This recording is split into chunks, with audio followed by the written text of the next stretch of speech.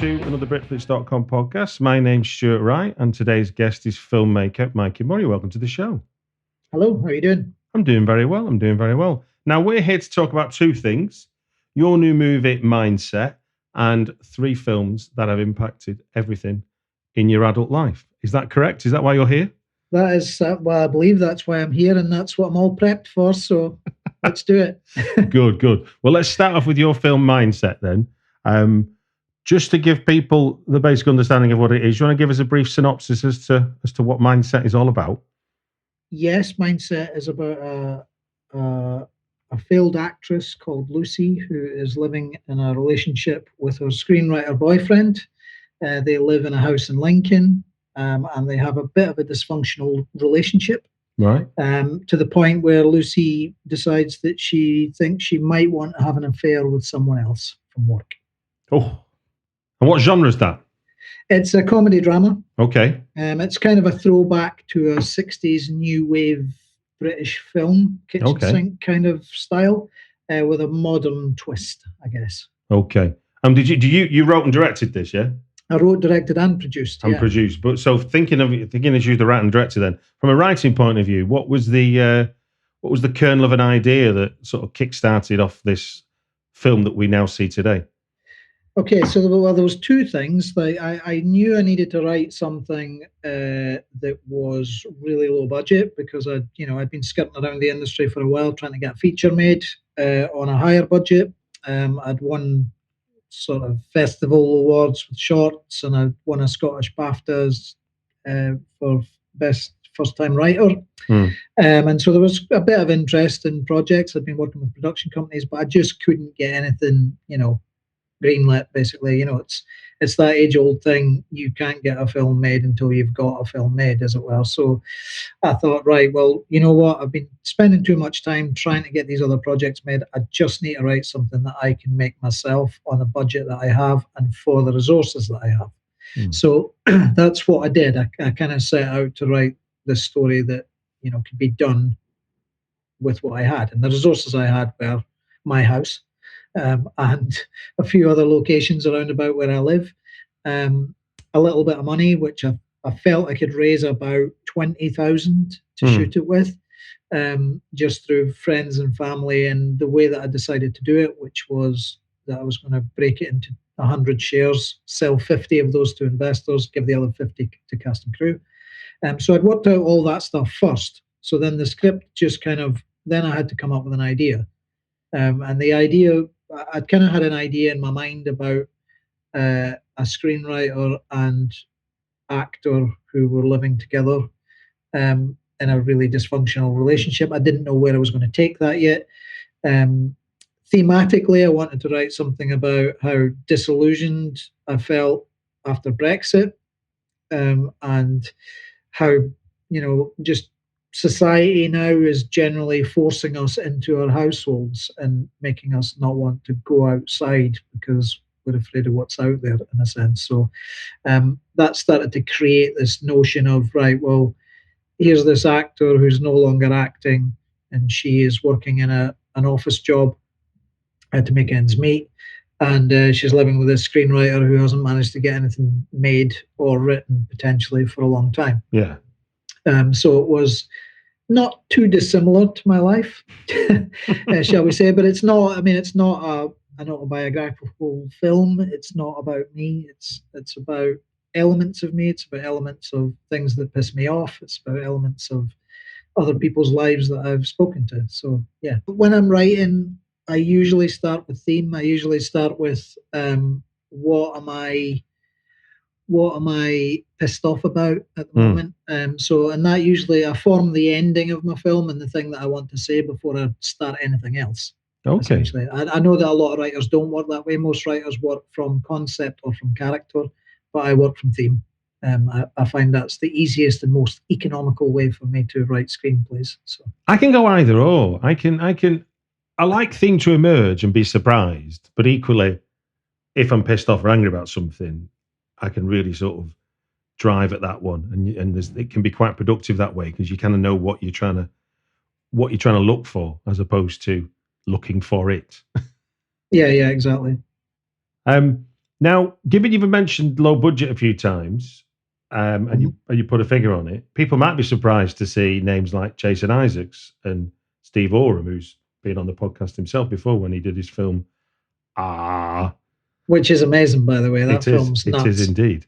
Yeah. So, from a kind of low budget filmmaker point of view, how do you get a film like this into those type of people's hands?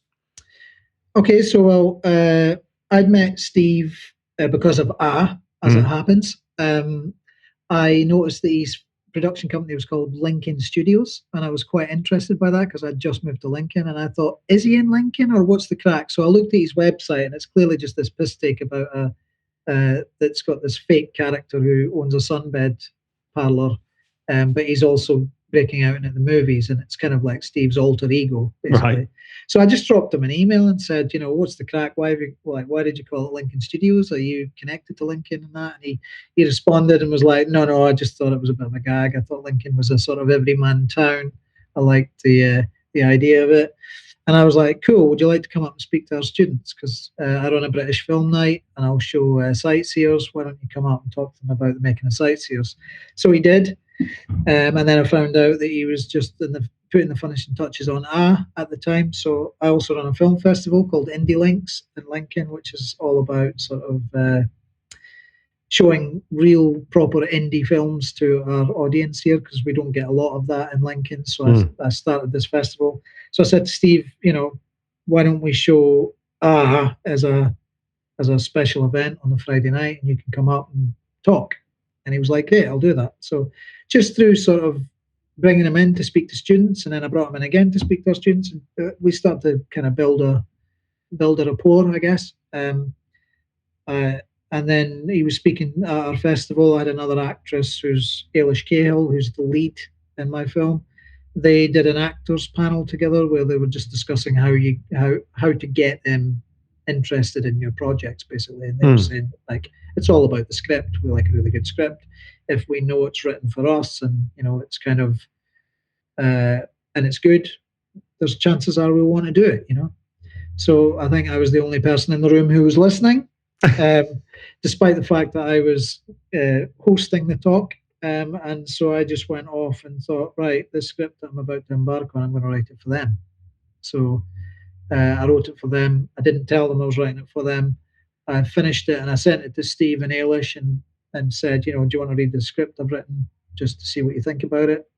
And they both came back and said, this is great. What are you doing with it? And I was like, I'm making it in the summer with both of you.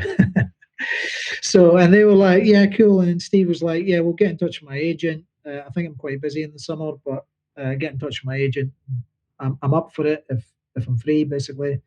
And I spoke to his agent, and she said, I can give you a week. And I was like, oh, that might be tight, but we worked out our schedule. I had Eilish for 11 days. I had Steve for 7, and we shot it in 11 days. So, blimey, O'Reilly, that's aggressive.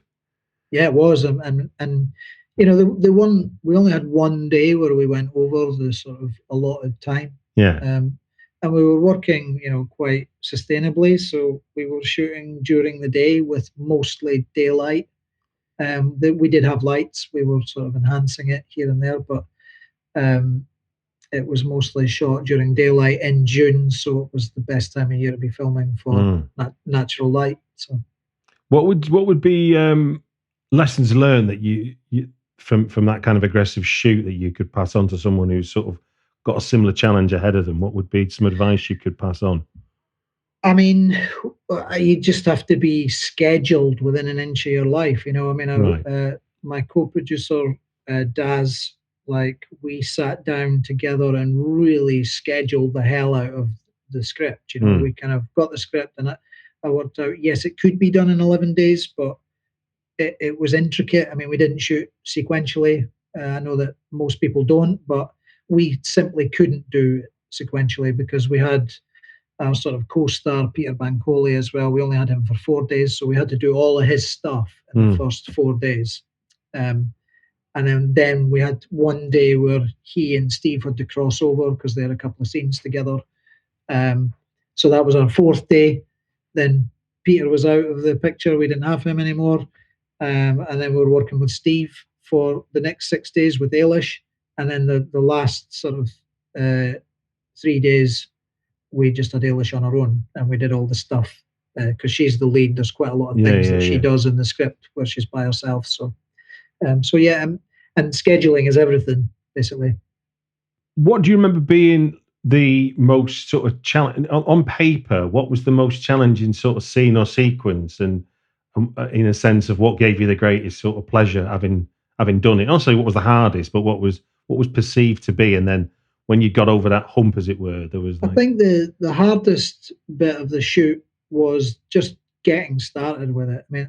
I've made a few films now, mostly shorts, and it's always that first day is getting through that first day and realizing that you aren't going to get that much. And again, going back to the scheduling thing, you always want to schedule your easiest day as your first day, and not give yourself too much to achieve on that first day. Right.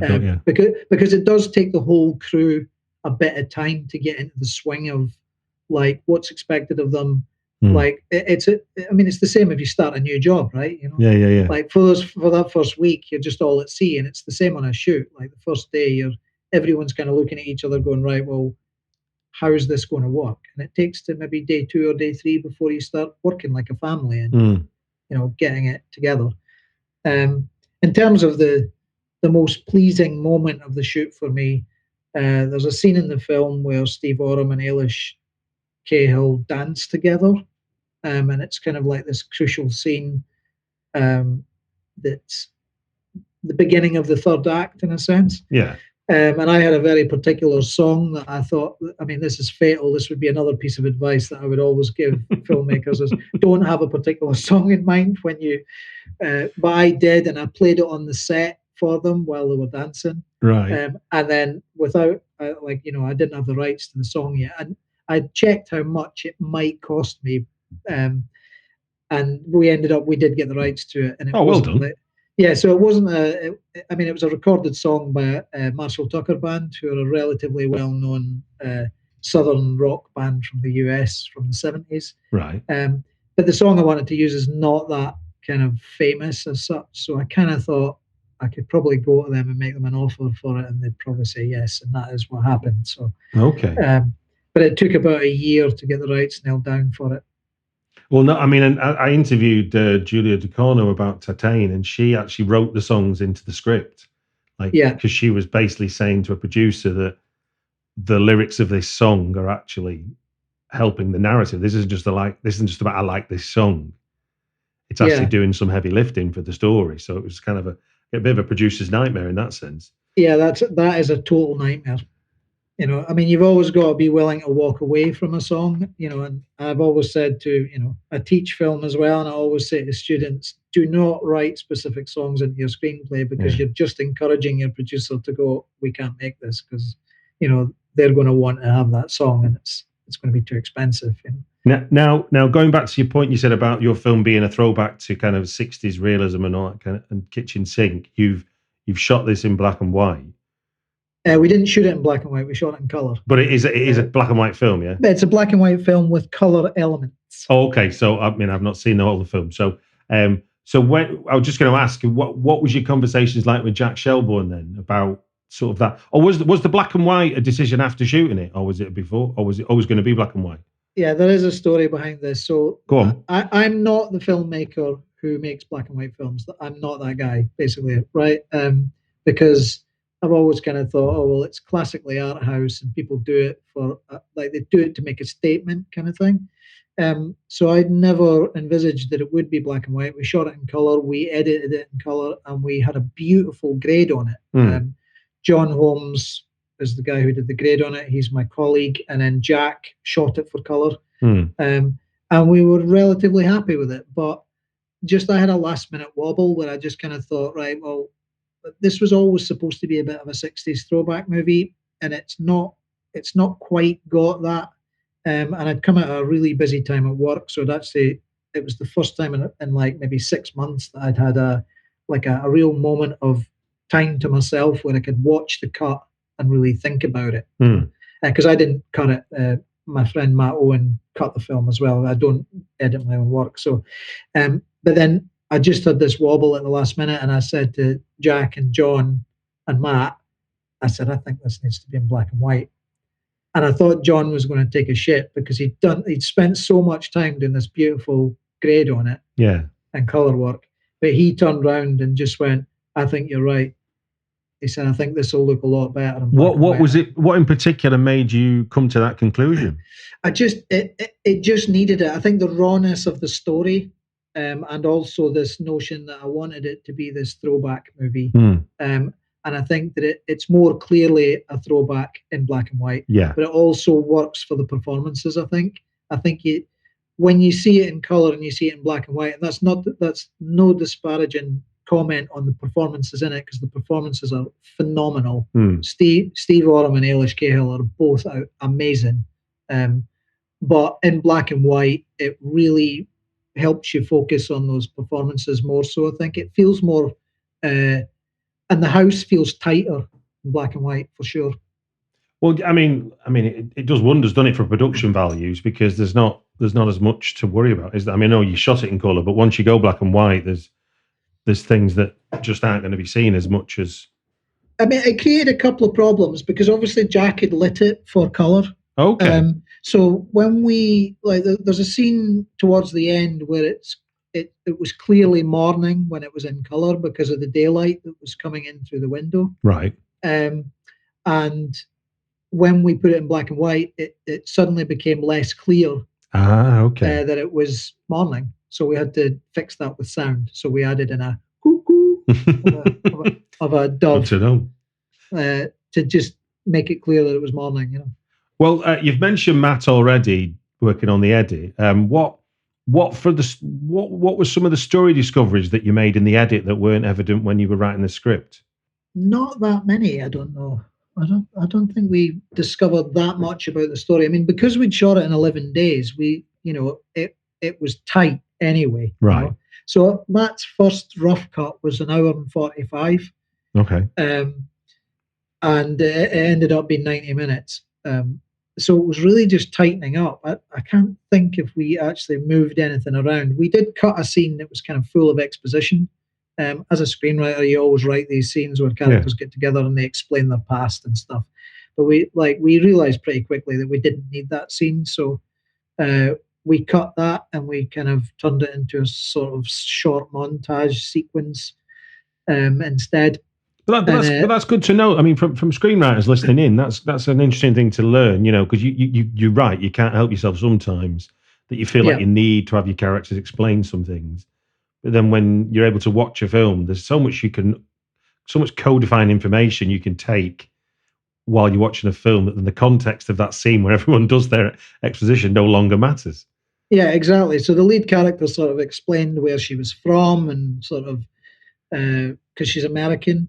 Yeah. Ellis, so I kind of thought, well, it's a bit odd that this American's living in Lincoln kind of thing. So maybe I need to explain this in the script so that people who are reading it kind of understand. But then when you're watching your cut, you kind of go, well, it doesn't matter. People are smart. They'll just go, cool, she's an American living in Lincoln. Yeah, yeah. Who cares? You know. So it's a classic screenwriter question, though, isn't it? It's like, I wonder why she lives it. I mean, you would want to know that just for your own sort of story beats and stuff, but. Actually, does the film need to explain it? Because Americans have lived in Lincoln before. Yeah, well, absolutely. And it's kind of like, and she's, you know, there's this, just through knowing that she's a failed actor, which she kind of, I mean, that's a bit of a spoiler. You don't find that out until a bit later in the script. And she's living with a screenwriter. It kind of makes sense, you know. Like they've probably met on some low budget film or they've met at uni. You know, exactly. And some of that stuff just comes out naturally in the dialogue without it needing to be signposted. You know? No, it's good to hear that. Good to hear. Right then. Well, look, I will put links in the show notes and information about how people can see the film. And without further ado, we shall move into the second portion of this podcast, which is 3 films that have impacted everything in your adult life. I'll just quickly run through the rules, as it were, for those that are listening in for the first time. Mikey has given me 3 movies. We're going to talk about each movie 5 minutes at a time. And at the end of 5 minutes, an alarm will go off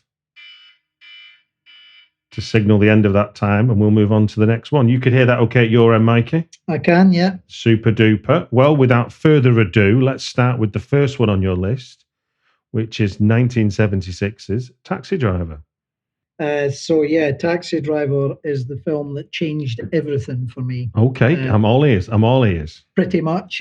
So I've always been a film boffin since I was a very young age. My dad sort of had me watching old war movies and westerns and stuff, and I just loved movies growing up as a kid, and I didn't have any aspirations to be a filmmaker. I think maybe at that time I thought acting was the thing. I think as a working class boy growing up in Dundee, you're kind of like, who are my role models? Brian Cox is a role model. He's an actor, so and he's from Dundee. So I was kind of like, maybe acting's the way I want to go.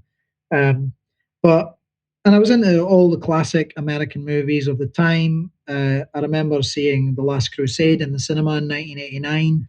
And that really blew my mind. And I started buying film magazines at that time. Yeah. So I started buying Film Review and I started buying Empire in about 1989.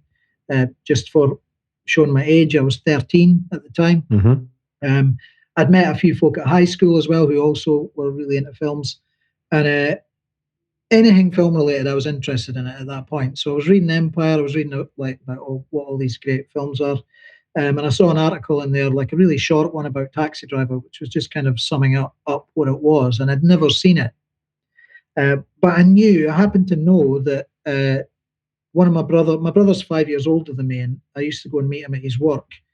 And there was a guy at his work who was really into films. And I'd seen in his bag one day that he had the Cinema Club. I don't know if you remember the Cinema Club VHSs that there was like a series. Yeah. So they had a series of films, and my brother had bought a few of those. And he had this guy at his work had Taxi Driver, and because I'd seen it in this magazine, I said to my brother, "Can you ask him if I can borrow it? Because I'd really like to see it." So, and it destroyed me when I watched it. I mean, I was maybe 14, maybe when I watched it. Far too young to be watching it, probably. I'd seen a lot of horror films and stuff, so I'd seen some pretty tough content by that age, but Taxi Driver was something different. And I wasn't even sure if I liked it when I first saw it. I was just so shell-shocked by it that I couldn't even speak. My brother came into the room and he was like, "So what did you think of it then?" And I was just like, I was speechless. I was just like, I don't know how to react to this movie. I don't know if I liked it. It's fucked up, man. It's a mental film, And he was like, "Yeah, it is."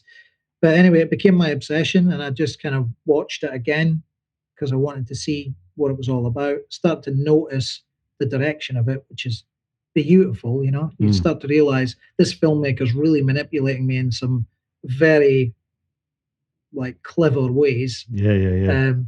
And it became my obsession, and it became my obsession to such an extent that people used to call me Travis at school. Oh, wowza. Did you go the full mohawk? I didn't go the full mohawk, but I just wouldn't shut up about it. I was trying to get everyone to watch it, and loads of my mates were like, "Mikey, this film's shit. What are you showing us? This we don't get it." But anyway, it just became my obsession, and then De Niro became my obsession. I thought I wanted to be an actor. And so then I just started. I'd only seen a couple of films with De Niro before that. I saw The Deer Hunter when I was quite young, which again was a bit of a mindfuck. And I'd seen The Untouchables, which was at that point my favorite film until I saw Taxi Driver. And then can you? I mean, it's a while ago now, but can you recall what it was that touched you so deeply then, where you kind of you knew you'd had a reaction to it, but you weren't even sure whether you liked it or not, like you said, but. What do you remember about any aspects of the film that stands out for you? That was part of it? I think it was just the representation of that, the masculinity of it. That fear of loneliness. I mean, I grew up in the country, so I spent a lot of time in my life, watching films or just hanging about by. I wasn't a loner as such because I had lots of friends, but I did spend a lot of time on my own, and it gives you lots of time to think. And then when you watch a film that's about this kind of character who's completely disassociated from the life around him in this big city, it really touched me deeply. I was kind of like, "Holy shit! Is this what real loneliness is like?" and I was really compelled by that. And obviously, I then started to read about Paul Schrader and how he'd written it and how he'd spent time in New York and felt that loneliness. And yeah, it just really it moved me beyond words. It was in my second sort of film loving life, where I later in life started to get into screenwriting. Taxi Driver was the first screenplay that I read where I realized what the art of the screenplay was. And I read, it was like you can read the screenplay and it's just as beautiful as the film. And you can see how one became the other. It was like one of the first few times where I could realize that you could being a good writer could be a screenplay could be that. It doesn't just have to be literally a blueprint to a film. It could be evocative. Yeah, and it's that great quote from De Niro where he said, "Whether people watch this tomorrow doesn't matter, because in 50 years they'll still be watching this movie." As this conversation is more or less proof. Yeah, and it's still my favourite film for that reason, because it's the one that changed everything for me. Indeed. Well, look, it's interesting what your second choice is, because in a way you could argue that this film, without this film, you don't get Taxi Driver in a way, because it was part of that. This is right at the beginning of the new Hollywood that was the 70s, that I guess Taxi Driver was one of the peaks. I'm talking about Midnight Cowboy from 1969. Do you want to talk about how you got to see that first time and why that touched you so much? Okay, so I saw that I taped it off the telly. I was probably about 17 at the time. Obviously, having watched Taxi Driver, that opened up a whole new thought about film for me. So then I started to really get deep down into figuring out what it is about 60s and 70s movies that I love so much. And so therefore I had to just take them all in. So I'd found out about Midnight Cowboy, obviously looking back at the Oscars, it had won the Oscar and stuff. I didn't really know that much about it.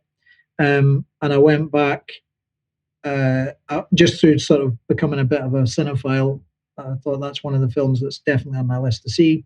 It was on telly. It was really cool because the Dundee. I'm originally from Dundee, and the Dundee Courier had this really good reviewer who used to put stuff in the paper about what was coming on telly, and they were just like really short little things. But then he did a star rating for them, and I mean, I never met this guy, but the star ratings I always agreed with him every time I saw that he'd done something. Okay. So he put Midnight Cowboy was on BBC Two one night, and there was going to be a short documentary about it first. And so I taped it all, and he'd given it 5 stars, and I was like, well, I've definitely got to watch this. So, and the same, I mean, it's quite similar to Taxi Driver in a lot of ways. It's set in New York. It's about loneliness in New York. It's kind of got real sort of sexual themes running through it. And it just, that kind of film, I realized that that's the kind of shit that I wanted to be doing, or that I was interested in. And it's a total gut punch, that film, you know. But funny as well. And I think that that's when I started to realize that, like, the best comedy for me comes through, like, hard drama. I'm not a huge lover of kind of slapstick comedy or comedy that's just a bit sort of thin. I always like comedy that comes out of real life situation where it's potentially a bit depressing. Yeah, because in Midnight Cowboy, you've got such an absurd setup that really it's almost like making you look at something over here while you're actually watching a relationship grow. Yeah. That's going to really affect you at the end. And then, finding out that it was a British director was also fascinating for me. I was I thought of that. Despite the fact that he's like, a gay Jewish guy from Tottenham or wherever, North London somewhere, I think he was originally from. That's such a world apart from what I am. But you start to realize as a young person that you do have really similar thoughts and really similar opinions to people who you're completely disconnected from, But I suppose in a way it speaks to, I mean, there's a universal truth to being new in town, isn't there? And being lost. Of course, I mean, that's something you don't have to have even done it. You can relate to it, because those that don't do it are fearful of it happening, and those that have experienced it know exactly what it is when they see it. Yeah. But I think, like, I'm a small country boy, So I think that maybe growing up, you don't realize that people have the same mindset, if you'll excuse the pun. Yeah. No. As I think I was just at that age where I was very impressionable, and it's kind of like when you realize that there's someone at the far side of the world who's thinking the same way as you are, you're kind of like, fucking hell, man, this is amazing. But isn't that the beauty of sort of finding stuff, is that it's like almost like you watch it and you go, you can almost be sensing like, this was made for me, wasn't it? I'm sure. Yeah. This is a mass media, but you're able to consume it on such a personal level. That's right. That you kind of go, this is talking to me, obviously. Yeah, and this is like the beauty of cinema, isn't it? That it talks directly at us sometimes. Mm. And to go back to that period of time where I was so impressionable that that those things just became a pure obsession. I'm still obsessed by film, but you've got a much more critical eye as you get older, and you start to realize various other things. So it's very difficult, and I think that, I often say this: most people's favorite film will be a film that they saw in their most formative years, like between 14 and 18. Probably, So, and it's exactly the same for me, because those two films are just it's essentially the whole premise of this podcast. Yeah. It's the idea. It's the idea that the memories that we forge in film are when we're sort of most susceptible to it. Yeah, well, I'm really glad I'm delivering in such a promising manner then for your. No, it's perfect. No, because I think that's part of what it is. Because I think if we just said sometimes it can be a Venn diagram of the film that had a lasting impact on me is also my favorite film, but sometimes films that have an impact on you when you're younger aren't necessarily going to stay with you as your favorite films, but they doesn't make their impact any less. Yeah, I think somebody once, I can't remember who it was, but somebody once said to me, I'm not going to ask you what your favorite film is, Mikey, as a filmmaker. I'm going to ask you, what film, if you could put your name on it as director, would you choose? Oh, wow. And what did you say? Right. I said Midnight Cowboy. Oh, wow. So Taxi Driver is my favorite film, but if I could put my directorial name on any film, it would be Midnight Cowboy. And I think the difference is because in terms of its construction and the manner of the characterizations in it and the comedy through it, I think that's what I kind of really aspire to more than. Yeah, well, I think it was very much that kind of late 60s, early 70s thing, because you look at something like 71, Harold and Maude. Yeah, which has got which, by the way, was nearly one of my themes. I'm sure it was, because it speaks to the same thing, where it has the absolute absurdist humor, but then it delivers a gut punch of sort of real sadness and about love. It's not pulling any punches at all. Yeah, having to pull Harold and Maude out of my three was somewhat difficult. Well, look, I'm glad you did, because that means we can skip a decade or two to a film I've never been able to talk about before. So I'm excited about this. It's a long time since I've seen it. But your third choice is that was me being segue man. Is Thomas Vinterberg's FESTEN from 1998. Do you want to talk about how you come across that film and what made that such a fond film memory for you? When I was at uni, we did a lot of study about the Dogma movement. Mm-hmm. I went to uni from 97 to 2001. So we'd seen, like, me and my mates who were on the course there, and it was talked about on the course was the Dogma movement. And obviously, as a young aspiring filmmaker at that point, I'd firmly realized by this point in my life that I was going down the route of being a filmmaker, not an actor. So a film like FESTEN is hugely inspirational because it's shot in such a veritable cheap way, and yet has like a story that smacks you around the head. It's just a little bit. Yeah. So, and I'm like, this is plausible. It's possible to make a film like this. And it took me a long time to get there, but I got back to it and finally made my film in a similar way. So because I was fed up trying to make it on the bigger budget and getting nowhere with it. So that film really inspired me. And one of the great things about my story with FESTEN is that a couple of years later, I won a scholarship to go to UCLA and study directing and screenwriting. Right. At MA, that was my MA. And and I got a chance to meet Thomas Vinterberg. Oh, wow. Which was cool, because he was in the middle of cutting one of his films in LA at the time. I can't remember which one. It's the one with Joaquin Phoenix in it, I think. I can't remember what it's called, but he was recutting that because he wasn't happy with the cut of it. So UCLA had managed to get him in to do a talk. And it was kind of like hardly any students showed up to it, because not like very few of them knew who he was, which was kind of crazy. So I went into this room. It was my directing tutor actually who told me. He said, Thomas Vinterberg's coming in to do a talk. It's actually for the acting school, but I'm going to go because do you want to come with me? And I was like, yeah, totally, because he knew I'd already spoke to him about FESTEN. Yeah. I had no idea what Thomas Vinterberg looked like or anything like that, so it was quite funny. I was sitting waiting to go into the room, and these two Danish guys show up, and one of them said, could you tell me where room such and such is? And I was like, this is them, right? So I'm sitting there, and I says to the older guy, are you Thomas Vinterberg? And this young guy, this tall young guy standing behind said, no, I'm Thomas Vinterberg. Why would you think he was Thomas Vinterberg? And I was just like, because I've seen your films, man. I just thought that you would be some older guy that, given the maturity that's shown in your films, I just thought that you'd be older. And he said, well, I'm not that young, but he was quite young. So I was just kind of taken aback and shocked by how young and good looking he was. And so anyway, I went into this room, and he proceeds to give this talk to 10, 12 students, which blew my mind about screenwriting and the way that he writes stories, and the fact that he pulls all the exposition out, and that he talked specifically about how he lets his story develop. And he says, what I do is I just put characters on screen. I think about it. I put characters on screen, and a little cracks begin to appear in their personality, where we begin to find out who they really are. And that's the way that I work. And I was just like, I'm sold. That is basically what I want to do.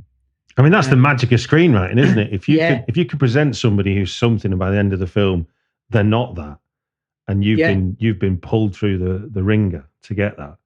Yeah. So and like the reason I chose this film is because it had such a sort of meaningful impact on me, the film, and then to meet the filmmaker personally, and for him to explain to me how he wrote his story and why, I was just like, shit, this guy knows what he's about, and I want to make films like that.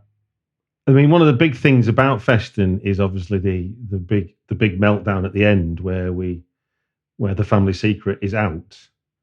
Did he talk at all about how he wrote? Did he write to that, or did that evolve from his cracks emerging? Because thinking about what you said earlier about your own writing style, about the idea of knowing what you're writing to, it would make sense that FESTEN would come out of knowing what you're writing to. So I don't remember specifically him talking about theme and stuff, but I started to figure that out for myself, because obviously I then became a student of film, a student of screenwriting. I started to get really serious about screenwriting after that discussion with him, because I just had thought I'm going to be a director, but I've since become a screenwriter who, when I'm writing, I have the mind of a producer when I'm writing now, rather than the director. So I'm working from theme, but I'm also working from, is this feasible? And I try and push the director out of my head while I'm screenwriting, because I think it can get you in all sorts of a pickle if you're. I mean, for me, the memory for me is that I saw FESTEN at the Corner House in Manchester, which was like the Arts House Cinema in the city centre, which has been replaced now by the mega complex Home Cinema, which is this wonderful sort of institution, not just a building. But because I wasn't pursuing film at the time, so the whole Dogma thing passed me by. I just got to watch it as the brilliant drama that it was. I wasn't seeing the style as anything. I mean, I saw The Idiots as well around this. That'd have been around the same time, wasn't it? Not long after. Around the same time from Lars von Trier, which is obviously another one of the school of Dogma. So I was familiar with the term, but it wasn't affecting me. Like now I look at it, I can see the aesthetic, clear as day. But then it was just like this amazing film. Yeah, and it's shot on a camcorder. It's like the thing that makes FESTEN so good is that it, like for people who watch it, who are interested in film, it sort of encourages them that you can shoot your film with any old piece of shit as long as the story is good. Exactly. You know? No, this is and true. and I've always believed that. I mean, I've got students kind of come to me on open days where I work, and they're kind of like, "What kit have you got? You got an Alexa?" And I'm like, "Yeah, but you only need your mobile phone." To be honest, so for now, you're only going to need your mobile phone. Indeed. Once you get your scripts all polished and stuff. But that's the thing. Story is everything for me, and I'm hopefully that people will see that in my first feature when they get a chance to watch it. Brilliant. Well, look, thank you for sharing Taxi Driver, Midnight Cowboy, and FESTEN, the 3 films that impacted everything I do in life. And thank you for talking us around how Mindset came about. And it just gives me to say thank you very much for joining us on the podcast. Cheers, man. It's been a pleasure.